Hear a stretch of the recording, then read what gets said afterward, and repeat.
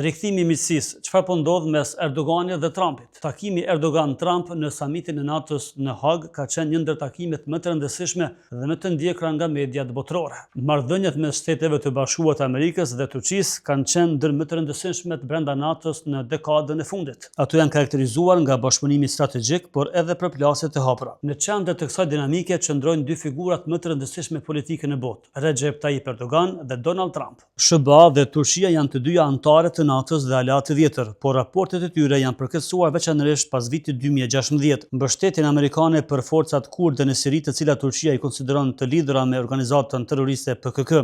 Refuzimin e SBA-s për të ekstraduar klerikun Fethullah Gulen, i akuzuar nga Ankaraja si organizatori i grushtetit të dështuar në Turqi. Blerjen nga Turqia të sistemit rus të mbrojtjes ajrore S-400, që solli përjashtimin e saj nga programi i avioneve F-35 dhe sanksionet të drejtpërdrejta nga Washingtoni. Por cilat janë raportet personale mes Erdoganit dhe Trumpit? Pavarësisht këtyre përplasjeve, marrëdhënia personale mes Erdoganit dhe Trumpit gjatë presidencës së vitit 2017-2021 ka qenë e pazakontë dhe shpesh e quajtur apo e komentuar si miqësore. Trump shpesh e përshkruante presidentin turk Erdogan si udhëheqës të fortë, duke shmangur kritika të drejtpërdrejta, dhe kur Kongresi Amerikan dhe Pentagoni kërkonin masa më të forta ndaj Turqisë, kjo dinamikë ndihmoi në shmangjen e përshkallëzimit të krizave diplomatike, por u kritikuan nga analistët si tolerim ndaj Turqisë. Në samitin e NATO-s që u mbajt këtë javë në Hag, u takuan përsëri Trump dhe Erdogan. Në qendër të bisedës ishte çështja e avioneve F-35 dhe kërkesa e Turqisë për të marrë pjesë në programin ndërkombëtar të mbrojtjes ajrore. Erdogan u shpreh optimist për një rifillim të komunikimit teknik, ndërsa Trump nuk përjashtoi mundësitë e një rishikimi në të ardhmen. Raportet SBA-Turqi mbeten edhe më tutje të ndërlikuara, por marrëdhënia personale mes Erdoganit dhe Trumpit, si dhe takimet e tyre të fundit, sugjerojnë një hap të ri për dialog, nëse dy vendet arrin të gjejnë një gjuhë të përbashkët për interesat strategjike.